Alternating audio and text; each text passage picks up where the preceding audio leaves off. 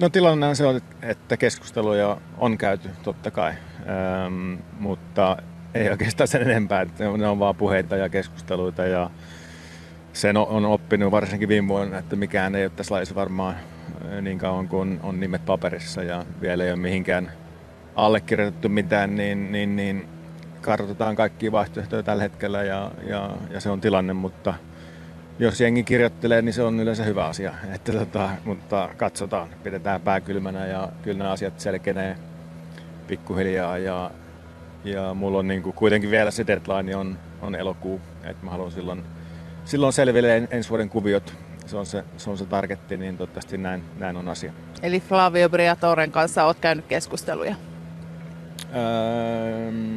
Joo, kyllä niin voi sanoa, että kuitenkin hän osoitti kiinnostusta ensin Totoon ja sitä kautta, mutta mä uskon, että se on niin kuin enemmänkin ehkä puhutaan ensi vuodesta kuin tästä vuodesta. Alppinella on sellainen tilanne, että he on käyttänyt jo kaikki ikään kuin kuljettajakortit on siinä vaiheessa katsottu, että nyt on enää yksi kuljettaja mahdollista tuohon tiimiin, kun 4 kuljettajaa saa kauden aikana käyttää.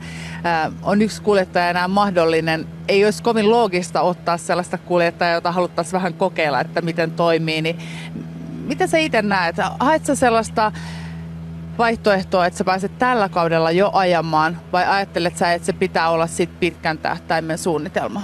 Kyllä mulla se niin on pitkän tähtäimen suunnitelma, että mä uskon, että semmoinen niin lyhyt stintti jossain, niin auttaako se mua millään tavalla, niin en tiedä. Että kyllä mulla on kuitenkin se pääpaino on täysin 2026 eteenpäin, ja mikä niin kuin siitä eteenpäin on se paras vaihtoehto mulle, mikä on mielenkiintoisin projekti ja totta kai haluaa olla kilpailukykyinen, niin se on eniten mielessä, mutta kyllä mä oon niin kuin valmis ja missä vaiheessa vaan hyppäämään autoon, että ei se niin kuin tatsi katoa mihinkään ja kuitenkin päässyt vähän testaamaan ja mulla on vielä lisää testipäiviä tässä kesän aikana tulossa, niin kyllä mä oon valmis, jos kutsu käy, mutta 26 on ja siitä eteenpäin on se pääjuttu.